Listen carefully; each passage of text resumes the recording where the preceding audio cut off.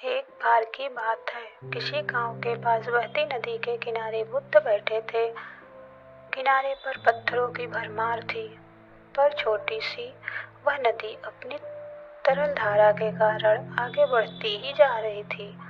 बुद्ध ने विचार किया कि यह छोटी सी नदी अपनी तरलता के कारण कितनों की प्यास बुझाती है।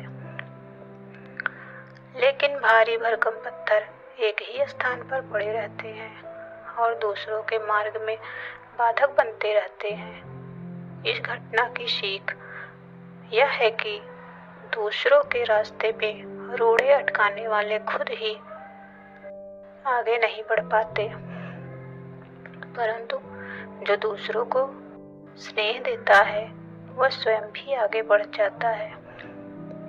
बुद्ध ऐसे ही विचारों में मगन थे कि तभी उन्होंने ग्रामीणों की एक भीड़ को अपनी ओर आते देखा।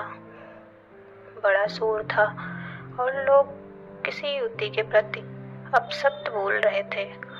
तथागत देखा कि लोग एक युवती को घसीट कर ला रहे थे और उसको गाली भी दे रहे थे। भीड़ के नजदीक आने पर बुद्ध ने लोगों से युवती को पीटने और अपशब्द कहने का कारण पूछा। लोगों ने कहा कि यह स्त्री व्यभिचारी है और हमारे समाज का नियम है कि यदि व्यभिचारी स्त्री पकड़ी जाए तो उसे पत्थरों से कुचलकर मार डालना चाहिए। तथागत युवती की ओर देखा और कहा, जो तुम चाहते हो वही करो, पर मेरी एक शर्त है कि पत्थर मारने का अधिकार उसी को हो जिसने कभी व्यभिचारी ना किया हो और ना ही उसके मन में ऐसे विचार कभी आए हों। इतना कहकर गौतम बुद्ध शांत हो गए।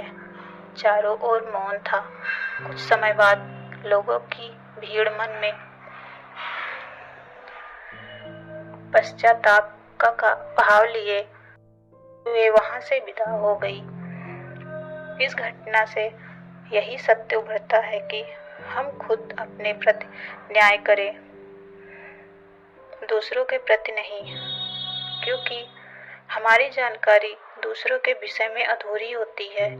यदि हम किसी के प्रति न्याय करना चाहते हैं तो उसे ऐसा प्यार और स्नेह मिलना चाहिए कि खुद ही अपने दोषों को स्वीकार कर ले और उन्हें पुनः न दोहराने का व्रत ले।